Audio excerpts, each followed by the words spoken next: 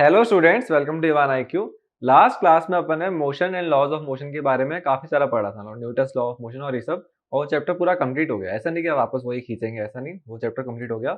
आज अपन पढ़ेंगे केमिस्ट्री का first chapter, matter in our surrounding. ठीक है, जो साइंस क्लास 9 का जो साइंस का भी फर्स्ट चैप्टर ही है, मैटर इन अवर सराउंडिंग। तो अपन केमिस्ट्री का फर्स्ट चैप्टर बोलो या साइंस का फर्स्ट चैप्टर बोलो, एक ही बात।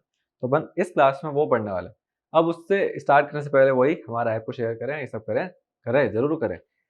अफोर्डेबल प्राइजेस में और ये सब भी है। तो अब अपन स्टार्ट करते हैं अपना वो जो अपन चैप्टर स्टार्ट करेंगे। ठीक है, अपन कौन सा चैप्टर स्टार्ट कर रहे हैं? Matter in our surrounding.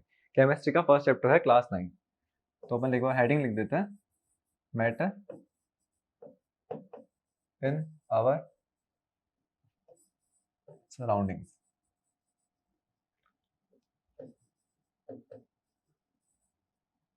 वैसे मैंने इसमें कुछ नई चीज सीखी, आपको बताता हूँ क्या है। ये इतना बड़ा है ना, ये इतना छोटा हो गया, और छोटा भी हो सकता है, और इसको मैं ऐसे शिफ्ट भी कर सकता हूँ। ठीक है, और इसका मैं काफी यूज करूंगा इसमें। ये आ गई अपन की हेडिंग, इसको लग दिया यहाँ पे, ये यहाँ पे, ये लो, इसके आगे अपन लाइनें भी खींचेंगे।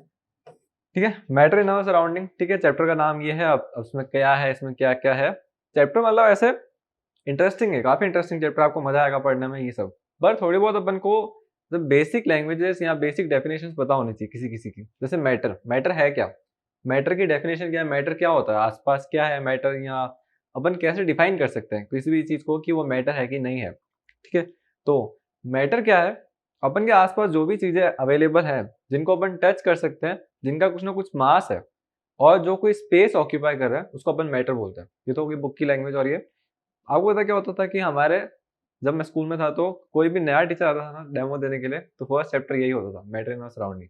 और वो खुद का डेमो नहीं देता था, वो हमसे पूछता था कि मैटर की डेफिनेशन क्या है। और मेरे को ऐसे, मतलब अब ऐसे सरप्राइजिंग लग रहा है कि उस टाइम में किसी को प्रॉपर डेफिनेशन नहीं आती थी, मतलब मैटर की। मतलब वो इतनी सी डेफिनेशन जो अभी मैंने बोली वही थी, और बहुत कम लोग बता पाते थे। सारे स्टूडेंट खड़े हो जाते थे, इस आप खड़े हो जाओ, आप खड़े हो, ऐसे करके करते पूरी क्लास खड़ी हो जाती थी। एक स्टूडेंट ऐसा निकलता था, वो बता देता था, और फिर पूरी क्लास बैठती थी। मतलब ऐसा था कि मैटर की डेफिनेशन इतनी नहीं आती थी उस टाइम में। अब मुझे लग रहा है कि इसकी डेफिनेशन में क्या ही है। तो अपन एक बार डेफिनेशन लिख देते हैं कि मैटर होता क्या है। तो मैटर होता क्या है, मैटर होता है कि anything which occupies space and have some mass and have some inertia is known as matter। ठीक है, तो ये तो हो गई डेफिनेशन। एक बार इसको लिख देता है।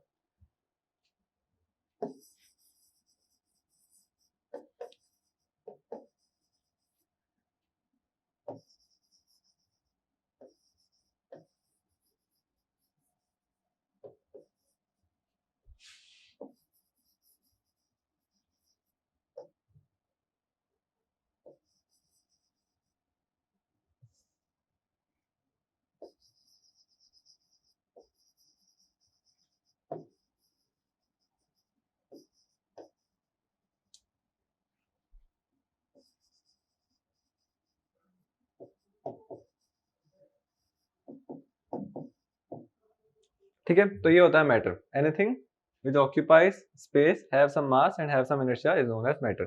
अब कोई भी चीज के पास मास है, उसके पास इनर्शिया है ही। इनर्शिया क्या होता है, ये मैंने फिजिक्स के फर्स्ट चैप्टर में बताया हुआ है, आप उस वीडियोस को जाके देखो। यहाँ पे मैं थोड़ा सा वापस बता देता हूँ इनर्शिया क्या होता है। जैसे मैं ऐसे बोल रहा हूँ कि ये कोई ऑब्जेक्ट है, ये कोई क्यूबिकल बॉक्स है जो ग्राउंड पे पड़ा है। ठीक है, ये ऐसे ग्राउंड पे पड़ा है, ये ऐसे ग्राउंड पे पड़ा है। अब मुझे इस क्यूबिकल बॉक्स को शिफ्ट करना है। ये क्यूबिकल बॉक्स वुड का है, काफी भारी है, तो मैं इमेजिन कर सकता हूँ ना कि मुझे काफी जोर से पुश करना पड़ेगा, फिर ये जाके हटेगा ऐसे। तो ये चीज अभी रेस्ट पे पड़ी है, रेस्ट से मैं इसको मोशन में लाना चाहता हूँ, तो मुझे कुछ एफर्ट डालना पड़ेगा। मतलब इसका रेजिस्टेंस को कम करने के लिए कुछ ना कुछ एफर्ट लाना पड़ेगा। और वही चीज होती है इनर्शिया, कि कोई भी चीज को रेस्ट से मोशन में लाएंगे तो मुझे एफर्ट लाना पड़ेगा। मतलब ये जो चीज है, ये रेस्ट पे ही रहना चाहती है, ये नहीं चाहती कि मुझे कोई चेंज करो। बस अगर अपन रेस्ट से मोशन में लाएंगे तो इसका कुछ ओपोज होगा, और उसी चीज को बोलते हैं इनर्शिया। तो किसी चीज के पास में मास होगा ना, तो उसी का इनर्शिया होगा। अगर किसी के पास में मास ही नहीं है तो कैसे ओपोज करेगी। तो मास और इनर्शिया ये एक ही टर्म है। आप मास बोलो या इनर्शिया बोलो, थोड़ी डेफिनेशन को बड़ा कर दिया बस, तो इसमें कोई बड़ा बात थी नहीं। आप इसको सिर्फ सिंपली भी लिख सकते हो कि anything which occupy some space and have some mass is known as matter. ठीक है, तो मैटर को अपन वो भी बोल सकते थे, पर थोड़ा सा मैंने इनर्शिया वाला वर्ड डाल दिया क्योंकि बुक्स में लिखा हुआ, तो मैंने कहा चलो मैं भी लिख देता हूँ। तो वही था। तो मैटर इन आवर सराउंडिंग्स का फर्स्ट मैटर की डेफिनेशन हो गई ये। अब अपन के आसपास है ना, जैसे मैटर होते हैं किसके बने हुए होते हैं ऐसे करके, तो आसपास जो भी चीजें हैं वो सब मैटर है, क्योंकि आसपास जो भी चीजें हैं उन सब में कुछ ना कुछ मास है, उन सबको अपन टच कर सकते हैं, वो स्पेस भी ऑक्यूपाई कर रहे हैं, तो वो सब मैटर है। लेकिन एक एग्जाम्पल देखते हैं, जैसे एयर, एयर को अपन टच नहीं कर सकते हैं, अपन नहीं फील कर सकते हैं कि एयर है कि नहीं है। एयर का स्पेस ऑक्यूपाई हो रहा है कि नहीं ये भी मुझे नहीं पता, और एयर का कुछ मास है कि नहीं ये भी मुझे नहीं पता। तो उसके लिए एक एक्टिविटी करते हैं। क्या एक्टिविटी करी? अपन एक फुटबॉल ली, फुटबॉल, ये अपन इसको बिल्कुल श्रिंक करवा दिया, मतलब सारी हवा उसमें से निकाल दी, तो फुटबॉल ऐसे शेप की होगी, ये फुटबॉल ऐसे, ठीक है।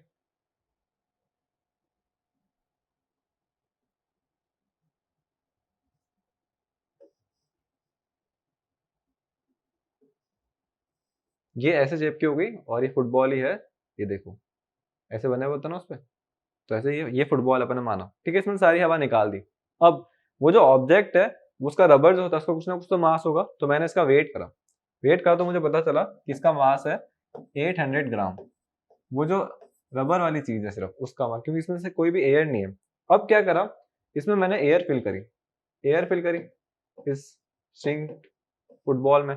जैसे ही एयर फिल करी तो क्या हुआ, ये फुटबॉल ऐसी हो गई, पूरी अच्छे से बन गई। अभी भी इसमें ये पेंटागन है और ऐसे पूरा होता है वो, ऐसे करके पूरा वो चलता जा रहा था ना, ये बहुत बड़ा है।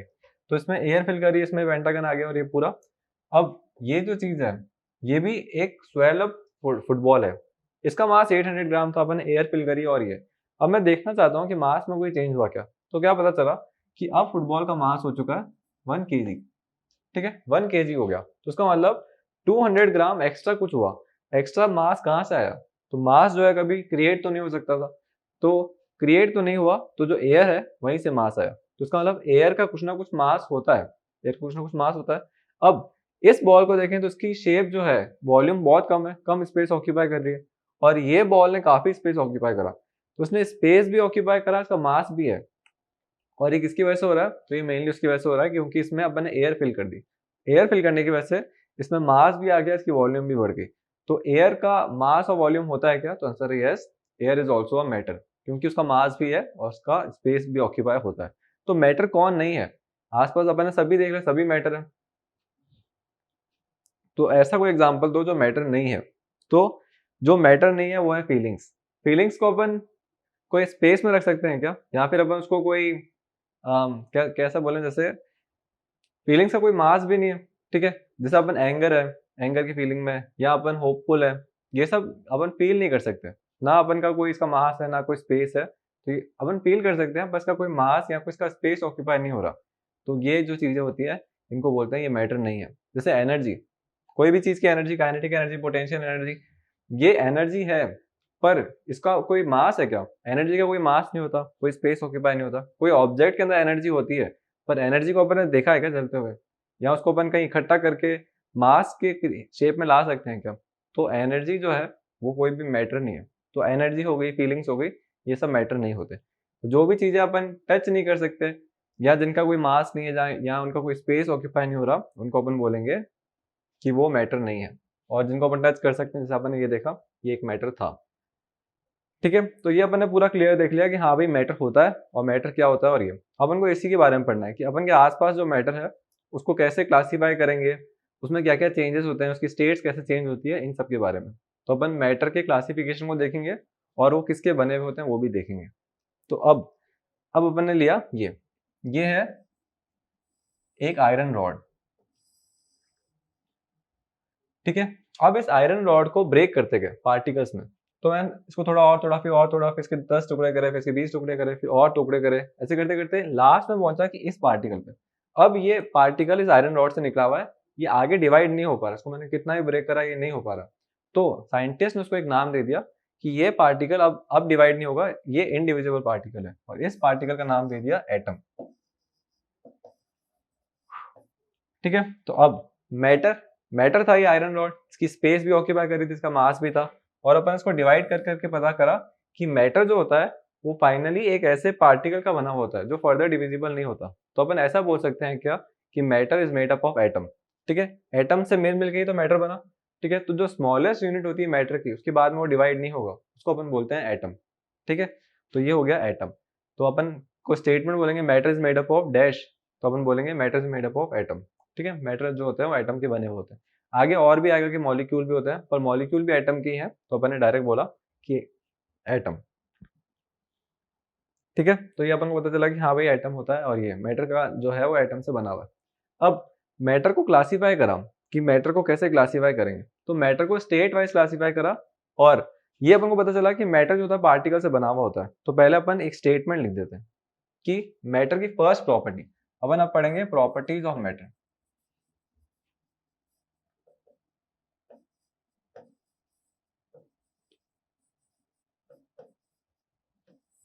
ठीक है, फर्स्ट प्रॉपर्टी क्या है कि matter is made up of particles and that particles can be atom or can be molecules, but the thing which we have to note here is molecules are also made up of atom। ठीक है, तो ये अपन आ गया matter is made up of particle, particle से बने होते हैं, छोटे छोटे पार्टिकल्स मिलके पूरा मैटर बनाते हैं, तो ये अपन को पता चला। सेकंड, जिस पार्टिकल से वो बने हुए होते हैं ना, वो कंटिन्यूसली मूव कर रहे होते हैं, तो अपन ऐसा बोल सकते हैं पार्टिकल्स ऑफ मैटर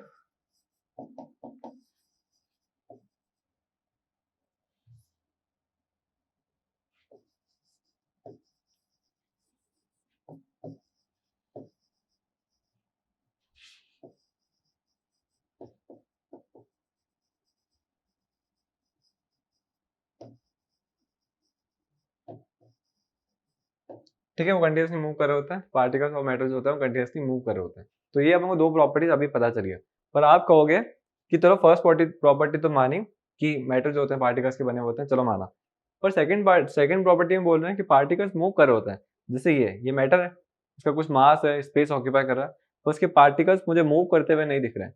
तो ये सेकंड पॉइंट कैसा आया, तो सेकंड पॉइंट ऐसा आया कि मूवमेंट जो होती है वो विजिबल नहीं होती है, कि अपन को क्लियर दिख रहा है कि ऐसे मूव हो रहा है, क्लियरली विजिबल नहीं होती है, इसको अपन कहीं एक्सपेरिमेंटल लैब में इन सब में देख सकते हैं। तो इस पॉइंट को प्रूव करने के लिए एक एक्सपेरिमेंट देखते हैं। ठीक है, एक्सपेरिमेंट क्या था, बहुत ही बड़े साइंटिस्ट थे रॉबर्ट ब्राउन।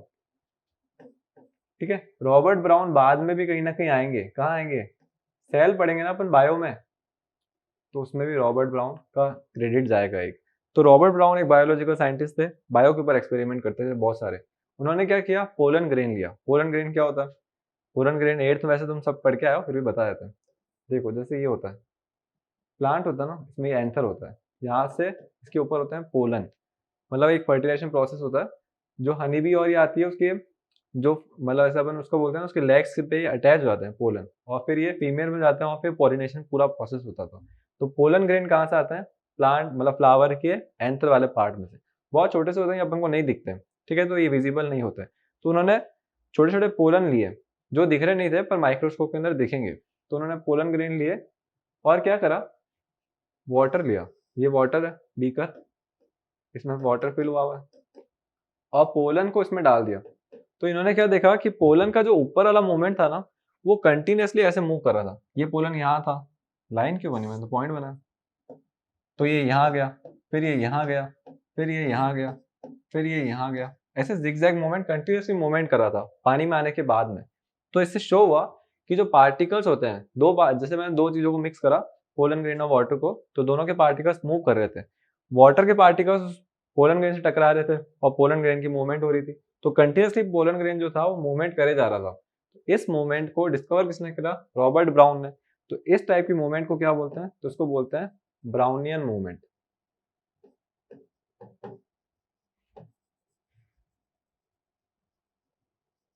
ठीक है, ब्राउनियन मूवमेंट, ब्राउनियन मूवमेंट को डिस्कवर करा किसने करा, तो रॉबर्ट ब्राउन ने। और जो जिगजैग मूवमेंट होती है पार्टिकल्स की, उसको अपन बोलेंगे कि वो जो मूवमेंट होती है उसको अपन यही बोलेंगे ब्राउनियन मूवमेंट। और ये क्यों होती है, तो ये इसलिए होती है क्योंकि हर पार्टिकल्स में मूवमेंट का होता है, कुछ एनर्जी होती है, ये सब। ठीक है, तो ये ब्राउनियन मूवमेंट ये था, रॉबर्ट ब्राउन का ये था कि रॉबर्ट ब्राउन ने डिस्कवर करा था कि हाँ पार्टिकल्स मूव करते हैं। तो ये एक एक्सपेरिमेंट था, उसने क्या देखा कि pollen grain continuously zigzag movement कर रहे थे, तो उससे ये शो हो रहा था कि particles of matter are continuously moving. तो ये तो अपन ने देखा कि हाँ मूवमेंट होता है। फिर पार्टिकल्स ऑफ मैटर, मैटर की बात कर ही रहे हैं, तो मैटर को क्लासीफाई तो एक बार करा दो कि सॉलिड है, लिक्विड है, गैस है, उसमें कैसे कैसे पार्टिकल्स की मूवमेंट होती है और ये सब। तो अपन को दो प्रॉपर्टीज पता चली, ब्राउनियन मोमेंट को थोड़ा अच्छे से पता रखना आप, और matter is made up of particle. ठीक है, matter is made up of particle की भी वो एनसीईआरटी में एक एक्टिविटी है, उसमें क्या है वो देखते हैं। ठीक है, एनसीईआरटी में क्या एक्टिविटी है, कोई छोटी छोटी सी एक्टिविटी है। ये एक बीकर लिया,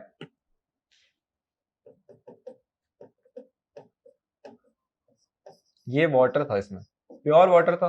प्योर वाटर इसका मतलब कैसे कलर का होगा, तो ये होगा कलरलेस, कलरलेस था।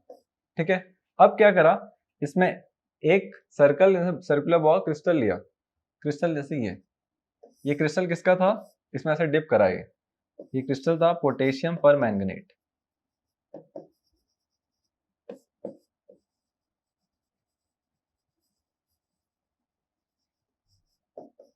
ठीक है, पोटेशियम पर मैंगनेट का क्रिस्टल डाला इसमें।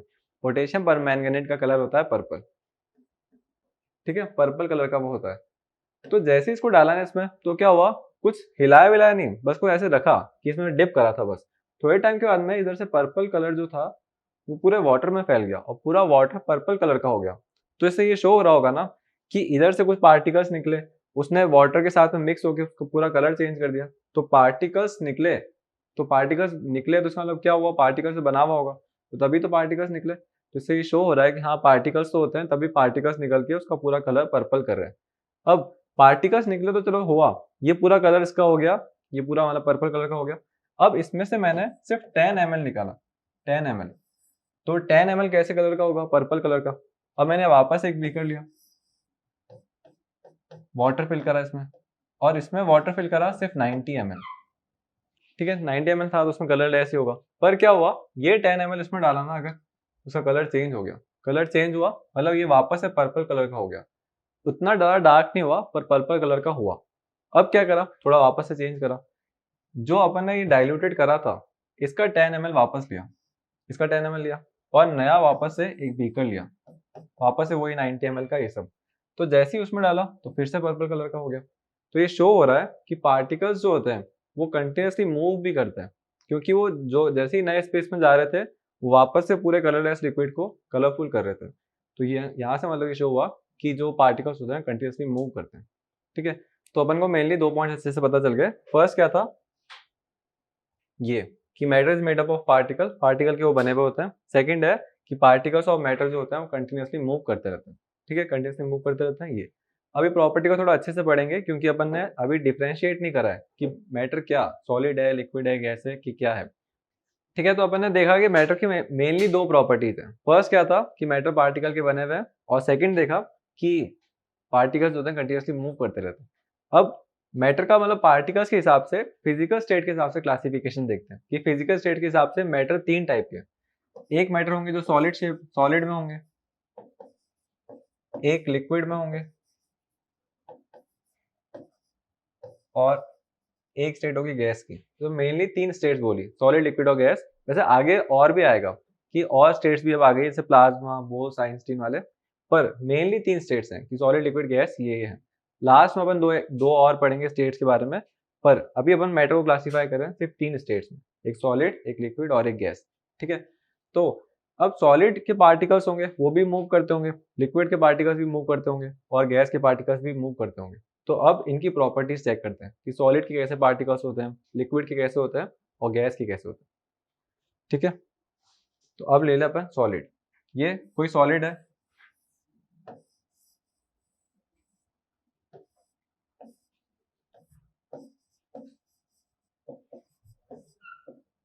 ठीक है। अब अपन एग्जांपल लेते हैं सॉलिड का। सॉलिड, ये सॉलिड है, ये अपन ने ले लिया, इसके बहुत सारे पार्टिकल्स हैं, और अपन ने बोला कि अगर कोई मैटर होगा तो उसके पार्टिकल्स मूव कर रहे होंगे, और सेकंड बोला कि पार्टिकल के बना हुआ होगा। तो यहाँ माना कि पार्टिकल का बना हुआ है, तो उसके पार्टिकल्स मूव करते हुए नहीं दिख रहे हैं। तो क्यों नहीं दिख रहे हैं, क्या होता है इसमें, ये पार्टिकल्स अपनी स्पेस पे ही हैं, ये अपनी स्पेस पे वाइब्रेट कर रहे हैं, बहुत धीरे से वाइब्रेट कर रहे हैं, और इनके बीच में स्पेस बहुत कम है। अगर स्पेस ज्यादा होता ना तो ये अच्छे से वाइब्रेट करते, पर इनके बीच में स्पेस बहुत कम है, बहुत टाइटली पैक्ड है, बहुत टाइटली पैक्ड है। तो इसका मतलब पार्टिकल्स की मूवमेंट इतनी अच्छे से हो नहीं पा रही है। तो सॉलिड की मूवमेंट हो रही है, पार्टिकल्स की बहुत अच्छे से मूवमेंट हो रही है, अपनी प्लेस पे वाइब्रेट कर रहे हैं, और वो वाइब्रेशंस दिखेंगे नहीं, क्योंकि बहुत बहुत छोटी लेवल, बहुत ऐसे कंप्रेस कर दिया ना उसको, तभी ये पार्टिकल्स की मूवमेंट दिखेगी नहीं। तो इनके बीच में बिल्कुल भी स्पेसेस नहीं है, वाइब्रेशन दिखने के लिए क्या होता है, स्पेस ज़्यादा होते हैं तो अपन क्लियरली दिख पाते हैं, तो तभी सॉलिड के वाइब्रेशन नहीं दिखते, पर अपन बोलेंगे हाँ पार्टिकल्स की मूवमेंट होती है इनके बीच में। ठीक है, अब ये सेकंड क्या है कि इनके पार्टिकल्स जो है, हाँ माना कि पार्टिकल्स के बने हुए हैं, तो उसमें सेकंड प्रॉपर्टी क्या होती है, पार्टिकल्स के बीच में बहुत स्ट्रॉन्ग फोर्स है, क्योंकि हर पार्टिकल एक दूसरे से अट्रैक्टेड है, तो ये बहुत स्ट्रांगली अट्रैक्टेड है एक दूसरे की तरफ, तो ये भी हुआ। फिर थर्ड प्रॉपर्टी कि इनके बीच में स्पेसेस बहुत कम है, सॉलिड के पार्टिकल्स जो हैं उनके बीच में स्पेसेस बहुत कम है, तो ये भी अपन को पता चला कि ये भी प्रॉपर्टी है। फोर्थ प्रॉपर्टी, इनको अपन कंप्रेस नहीं कर सकते, जैसे बहुत सारी प्रॉपर्टीज बनती जा रही थी, तो अपन सॉलिड की प्रॉपर्टी लिखे कि मैटर की प्रॉपर्टीज में ऐड कर लें, तो अपन क्या करते हैं, सॉलिड एक मैटर का पार्ट ही है, तो अपन मैटर की प्रॉपर्टीज में ऐड करते हैं। तो मैटर की प्रॉपर्टीज अपन ने दो लिखी थी, ये कहाँ लिखी, ठीक है, matter is made up of particle, particles of matter are continuously moving, तो इसी में अपन ऐड कर लेते हैं कि थर्ड प्रॉपर्टी है, फोर्थ प्रॉपर्टी है, फिफ्थ प्रॉपर्टी है, वही सब, तो अपन यहीं पे ऐड कर रहे हैं थर्ड प्रॉपर्टी। थर्ड प्रॉपर्टी क्या होती है मैटर की, पार्टिकल्स ऑफ मैटर, जो भी पार्टिकल्स होते हैं मैटर के, वो भी अपन ने जैसे एग्जांपल देखा ना उसका, particles of matter are attracted towards each other.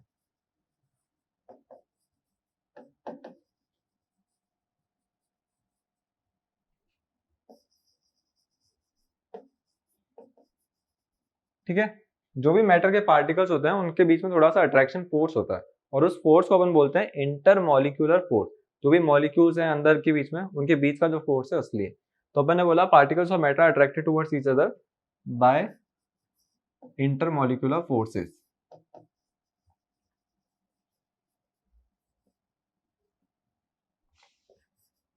तो ये अपन को थर्ड पॉइंट पता चला कि हाँ भाई पार्टिकल्स जो होते हैं उसके मूवमेंट कर रहे होते हैं, और उन मूवमेंट में एक फोर्स भी इंक्लूडेड होता है, तो ये अपन को थर्ड प्रॉपर्टी पता चली मैटर की। अब अपन आते हैं फोर्थ प्रॉपर्टी पे। फोर्थ प्रॉपर्टी क्या है कि पार्टिकल्स ऑफ मैटर, जो भी पार्टिकल्स होते हैं मैटर के, जो भी, जैसे मैंने बोला कि वाटर का ग्लास है तो वो लिक्विड है, पर वो मैटर से, पार्टिकल से बना हुआ होगा, तो वो पार्टिकल्स की प्रॉपर्टी है। क्या प्रॉपर्टी है कि पार्टिकल्स ऑफ मैटर, जो पार्टिकल्स होते हैं,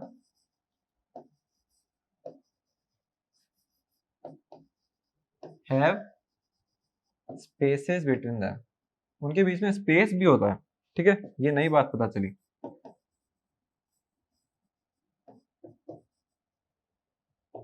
ठीक है, हैव स्पेसेस बिटवीन देम। अब ये वाली प्रॉपर्टी को अपन अच्छे से समझते हैं एक एक्टिविटी के थ्रू। एक्टिविटी क्या है, मैंने ये लिया एक ग्लास ऑफ वाटर, यहां तक इसको फिल करा, ठीक है, ये पूरा वाटर का ग्लास फिल्ड अप हुआ है। अब मैंने क्या किया, इसमें एक चम्मच शुगर डाला, एक चम्मच शुगर डालूंगा तो पूरा फिल करा हुआ था, यहां तक शुगर भरी हुई थी इसमें, तो इतना सारा शुगर डालूंगा तो ग्लास में कुछ तो राइज होना चाहिए था, पर राइज नहीं हुआ, तो मैंने चलो माना कि एक चम्मच में नहीं हुआ, तो मैंने इसमें 2 चम्मच शुगर डाले, 2 चम्मच शुगर डाले तो राइज होना चाहिए था, तो भी राइज नहीं हुआ, 3 चम्मच डाले तो भी राइज नहीं हुआ। तो इससे क्या शो हो रहा है कि वाटर के जो पार्टिकल्स है ना, जैसे वाटर का एक पार्टिकल यहाँ है तो एक यहाँ है, तो उसके बीच में जो स्पेस है ना, उसमें वो शुगर मॉलिक्यूल आके फिक्स हो जाते हैं, ये स्पेसेस में जाके फिक्स हो रहे हैं, तो उसकी वजह से जो स्पेस में वैसे भी था और वो स्पेसेस शुगर ने फिल कर दिए, तो तभी ये ऊपर नहीं हो रहा। तो अगर मैं इसमें कुछ अमाउंट डाल रहा हूँ किसी चीज की, तो ये ऊपर तो होना चाहिए था, ये ऊपर क्यों नहीं हो रहा, क्योंकि इसके बीच में जो स्पेसेस है ना, वो स्पेसेस फिल हो रहे हैं, जब वो स्पेसेस सारे फिल हो जाएंगे फिर ये ऊपर होगा। ठीक है, तो ऐसा नहीं कि मैं कितने भी डालूंगा ये ऊपर ही नहीं होगा, जब स्पेसेस फिल हो जाएंगे तब ये ऊपर होने लगेगा। तो ये था इसका प्रूफ, एक्टिविटी के थ्रू अपन ने देखा ये पार्टिकल्स ऑफ मैटर है स्पेसेस बिटवीन देम। ठीक है, ये अपन को मेनली एक और प्रॉपर्टी पता चली, फोर्थ प्रॉपर्टी मैटर की। ठीक है, फोर प्रॉपर्टीज ही हैं मैटर की पार्टिकल्स के बारे में, तो अपन को काफी सारे सब कुछ पता चला। फर्स्ट क्या था, matter is made up of particle, particle का बना हुआ होता है, पार्टिकल्स आर कंटिन्यूअसली मूविंग, ठीक है, ये भी पता चल गया।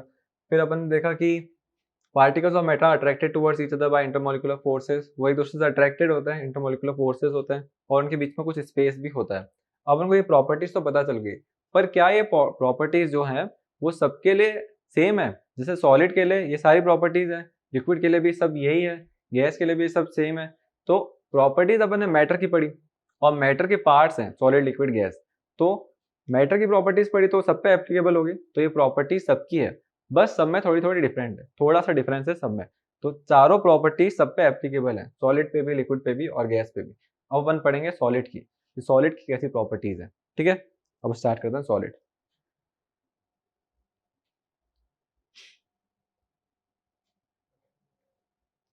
ठीक है, सॉलिड लिक्विड गैस आ गया था, फिर अपन सॉलिड का थोड़ा बहुत देखा भी था। अपन लिख रहे हैं प्रॉपर्टी सॉलिड की। फर्स्ट प्रॉपर्टी क्या है, जैसे कोई भी सॉलिड चीज होती है तो उसके पार्टिकल्स मूवमेंट नहीं करते हैं, और जो मूवमेंट होती है अगर हो भी रही होती है तो थोड़े से वाइब्रेशन होते हैं। तो पार्टिकल्स ऑफ सॉलिड वाइब्रेट्स। ठीक है, वाइब्रेट कर रहे होते हैं, पर वो वाइब्रेशन अपन को विजिबल नहीं होता है क्योंकि बहुत स्मॉल वाइब्रेशन है। तो ना तो माइक्रोस्कोप में विजिबल है ना किसी और में, पर वो विजिबल होगा क्यों नहीं, क्योंकि पार्टिकल्स का बना हुआ है और मैटर है, तो उसका मतलब वो प्रॉपर्टीज पे एप्लीकेबल तो होगी। तो अपन ने बोला हाँ वाइब्रेट होता है। फिर सेकंड प्रॉपर्टी स्पेस। अब जैसे वाटर में मैंने शुगर डाला था तो वाटर का लेवल इंक्रीज नहीं हुआ, पर सॉलिड की किसी चीज में मैं कुछ और मिक्स करना चाहता हूँ तो पहली बात तो मैं मिक्स ही नहीं कर सकता। जैसे ये सॉलिड है, इसमें मेरे को इसमें मेरे को कुछ डालना है, जैसे कोई स्पेस है ही नहीं इसमें पहली बात तो। अब इसको मेरे को कुछ डालना भी होगा तो मुझे इसको होल करके ऐसा कुछ करके इसको जो इसका मैटर है वो निकालना पड़ेगा, फिर मैं इसमें पुट कर सकता हूँ। तो इसके बीच में स्पेस है क्या, इसके बीच में स्पेस है, इसके पहले ही जगह नहीं है, जगह ही नहीं है इसके बीच में। तो अपन ऐसा लिख सकते हैं कि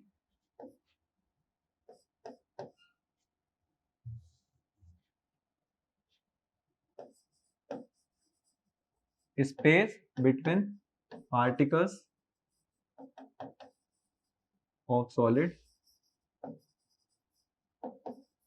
इज वेरी लेस। ठीक है, जो सॉलिड के पार्टिकल्स होते हैं उनके बीच में जो स्पेस होती है वो काफी कम होती है, काफी कम मतलब नेग्लिजिबल, ऑलमोस्ट नेग्लिजिबल। ठीक है, इसको लिख देते हैं ऑलमोस्ट नेग्लिजिबल।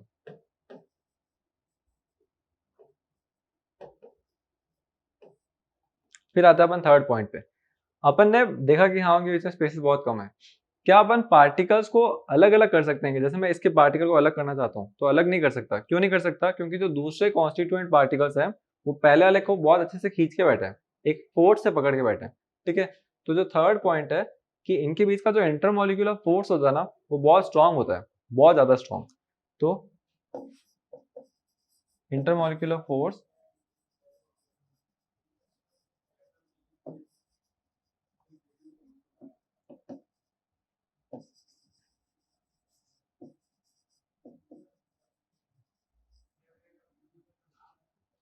ठीक है, intermolecular force is very strong, बहुत ज्यादा स्ट्रांग इंटरमोलिकुलर फोर्सेस होते हैं जो सॉलिड के पार्टिकल्स होते हैं उनमें। तो ये आ गया अपने पास में थर्ड पॉइंट।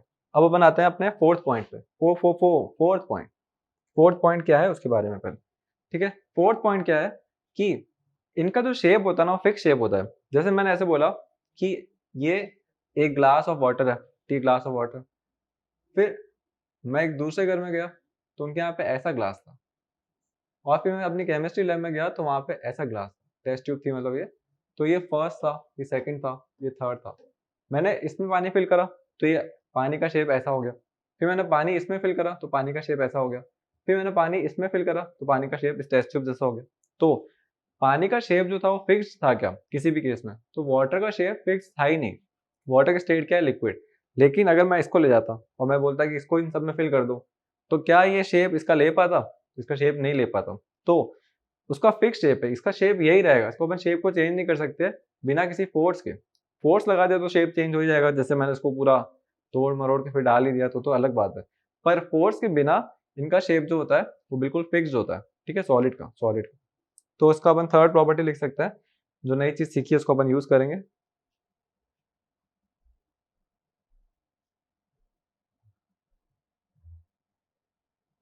ठीक है, वो पार्ट हट रहा है, कोई बात नहीं, फोर्थ प्रॉपर्टी लिख के वापस ले आएंगे उसको।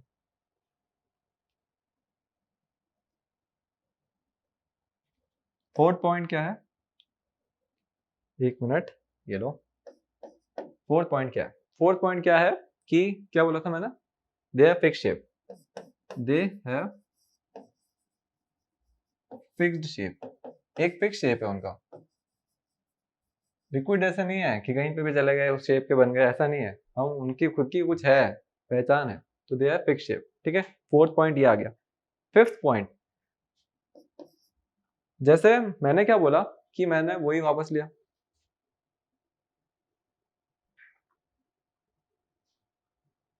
अब अपन सिर्फ इस पे फोकस करते हैं। ये मैंने ग्लास ऑफ वाटर लिया और इसका ग्लास ऑफ वाटर इतना था, मैंने इस पर प्रेशर एग्जर्ट करा। प्रेशर एग्जर्ट करते हैं, कैसे करते हैं प्रेशर एग्जर्ट, एक आपको एग्जांपल देता हूँ। ये एक इंजेक्शन है, ठीक है, और ये इसका पिस्टन है, ये इसका वो है, होता ना वो। इसमें मैंने ये इस पर मैंने पहले फिंगर रख दी और इसमें पानी फिल करा, ठीक है, इतना पानी फिल करा, इतना पानी फिल हुआ। अब मैंने फिंगर रख दिया तो वो नीचे नहीं गिर रहा पानी, पानी का वॉल्यूम इतना था। अब मैंने क्या किया, इसको पुश करा, प्रेशर अप्लाई करा, तो क्या पता चला कि ये वॉल्यूम थोड़ा सा कम हुआ, थोड़ा सा कम हुआ, मतलब यहाँ तक। अब और नहीं हो रहा है पर इतना हुआ, तो ये कंप्रेस हुआ क्या, इसकी वॉल्यूम कम हुई क्या, तो आंसर है यस, क्योंकि वो कंप्रेस हुआ। लेकिन ये सॉलिड है, इसको मैं प्रेस करूंगा, ऐसा प्रेस नहीं कि टूट ही जाए, ऐसा प्रेस करा कि ये कंप्रेस हो सकता है क्या, तो इसके बीच में स्पेस ही नहीं है, पार्टिकल्स के बीच में स्पेस ही नहीं है, क्योंकि यही प्रॉपर्टी तो अपन ने पढ़ी कि space between particles of solid is very less. Space बहुत कम है, मतलब स्पेस नेग्लिजिबल ही है, ये भी लिखा ऑलमोस्ट नेग्लिजिबल। तो स्पेस है ही नहीं तो कंप्रेस क्यों होगा, तो अपन ऐसा बोल सकते हैं कि दे आर इनकम्प्रेसिबल, कंप्रेस नहीं हो सकते। तो अपन इसको लिख देते हैं, दे आर इनकम्प्रेसिबल, ये कंप्रेस नहीं हो सकते, ठीक है। तो अपन को ये सारी प्रॉपर्टीज पता चल गई, यहां ऊपर एक बार लिख देते हैं,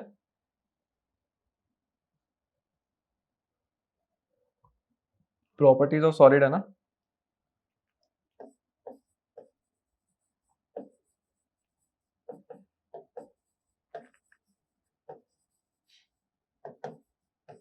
प्रॉपर्टीज ऑफ सॉलिड, ठीक है। ये अपन को प्रॉपर्टीज पता चली है सॉलिड की, ये अपन ने कर दिया उसको ऐसे, और छोटा करना, काफी सही लग रहा।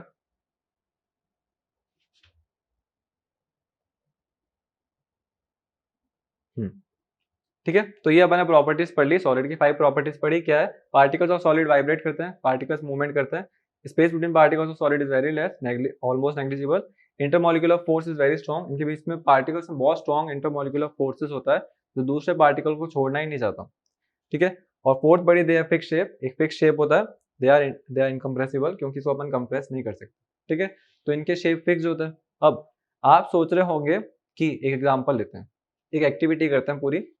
क्या कर रहे हैं, जैसे अपन ने ये लिया, ये एक बीकर है और ये एक कॉनिकल फ्लास्क है, ऐसा इस टाइप का, और एक नए शेप का लिया अपन ने, ऐसे अलग अलग शेप के अपन ने कंटेनर्स लिए, ये भी कंटेनर है ऐसे। अब इसमें अपन ने शुगर डाला, शुगर को फिल करा, सब में शुगर फिल करी, इसमें भी, इसमें भी, इसमें भी। शुगर जो है वो डिफरेंट शेप में जाने के बाद में शुगर ने डिफरेंट शेप ले लिया, और शुगर जो है वो तो सॉलिड है, लिक्विड तो है नहीं, वो सॉलिड है, तो उसने उसका फिक्स शेप नहीं है, क्योंकि उसने सारे डिफरेंट शेप ले लिए शुगर ने। और अपन ने क्या पढ़ा कि दे हैव फिक्स शेप, तो ये तो अपन को गलत बता रहे हैं कि फिक्स शेप तो है नहीं, और ये शेप डिफरेंट उसने कैसे ले लिया, शुगर ने तो सबके शेप डिफरेंट थे और सबके शेप को उसने वो ले लिया रिस्पेक्टिव में। पर अगर अपन एक मॉलिक्यूल या फिर एक क्रिस्टल देखें शुगर का, जैसे ये, क्या इसका शेप फिक्स्ड है, तो इसका शेप तो फिक्स है ना, तो यही कहना चाह रहे हैं कि the smallest particle of a solid is always of a fix shape, तो यही कहना चाहिए कि स्मॉलेस्ट पार्टिकल जो होगा उस पूरे सॉलिड के अंदर वो एक फिक्स शेप का होगा, ठीक है। और स्मॉलेस्ट पार्टिकल चलो छोड़ो, वो तो एटम की बात हो गई, तो एटम तो फिक्स शेप के होते ही हैं। जो उसमें स्मॉलेस्ट कॉन्स्टिट्यूएंट है, जो जिससे मतलब वो बना हुआ है, पूरा शुगर किसका बना हुआ है, शुगर क्रिस्टल्स के, तो स्मॉलेस्ट कौन हुआ, शुगर क्रिस्टल, जो अपन विजिबल है उसमें बोल रहे हैं। तो अपन ऐसा लैंग्वेज को ऐसा बोल सकते हैं, the smallest visible particle of a solid is always of a fix shape, ठीक है। तो शुगर ऐसा नहीं कि वो लिक्विड है, शुगर सॉलिड ही है उसका, क्योंकि उसका हर एक पार्टिकल फिक्स शेप का है, ठीक है, क्योंकि उसने शेप अलग अलग ले लिए, पर अकेला कॉन्स्टिट्यूएंट पार्टिकल जो है वो अभी भी फिक्स शेप का ही है। तो आपको ऐसे बोलते हैं ना, पाउडर एक एक्सेप्शन है, ऐसा कुछ नहीं है, पाउडर भी सॉलिड ही है, शुगर भी सॉलिड ही है, ठीक है। तो ये होता है, फिर सॉलिड के अलग अलग पार्ट होते हैं, क्रिस्टलाइन, अमरफस, और ये वो अपन के अभी कोर्स का नहीं है, तो अपन यही पढ़ते हैं कि पाउडर शुगर जो भी आ रहा है वो सब क्या है, वो सॉलिड ही है, ठीक है, क्योंकि उसका सिंगल पार्टिकल जो है वो एक फिक्स शेप का है। अब अपन ने सॉलिड की सारी प्रॉपर्टीज पढ़ ली है, काफी अच्छे से समझ भी आ गया। और ये सब अपन आते हैं नेक्स्ट पे लिक्विड की प्रॉपर्टीज। ठीक है, प्रॉपर्टीज ऑफ लिक्विड लिख देते हैं एक बार।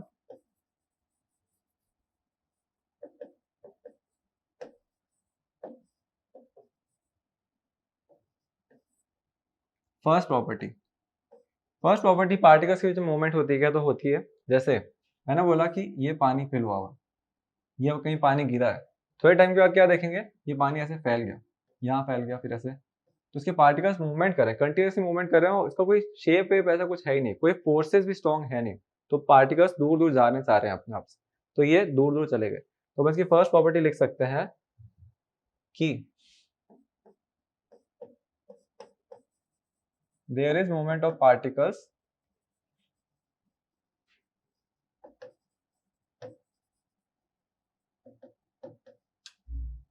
और इसकी जो मूवमेंट होती है वो सॉलिड से ज्यादा होती है। तो अपन ऐसा इसको शॉर्ट में लिख देते हैं कि मूवमेंट ऑफ सॉलिड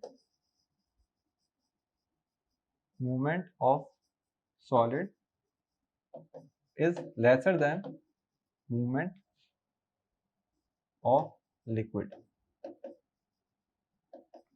ठीक है, लिक्विड से ज्यादा मूवमेंट होती है इसकी, क्योंकि अपन देख सकते हैं सॉलिड का तो मूवमेंट दिखता भी नहीं है, और लिक्विड जो होता है कंटिन्यूसली मूव करते रहते हैं, दिखता नहीं है।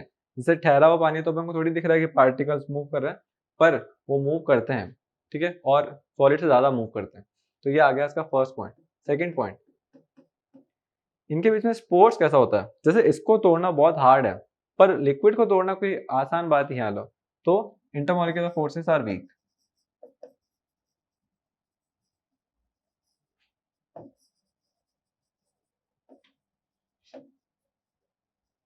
ठीक है, intermolecular forces are weak as compare to solid. फिर आते हैं अपन थर्ड पे, क्या ये कंप्रेसिबल होते हैं? कंप्रेसिबल मतलब कंप्रेस हो सकते हैं क्या? तो अपन ने पिछला जो एग्जांपल देखा था, ये वाला इंजेक्शन वाला, इसमें अपन इसको कंप्रेस करा था, तो कंप्रेसिबल होते हैं क्योंकि इनके बीच में स्पेसेस होता है, स्पेस होंगे तो इजीली कंप्रेस हो जाएंगे।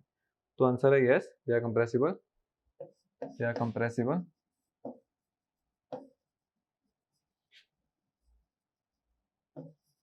राइटिंग अच्छी नहीं है पर कोई बात नहीं।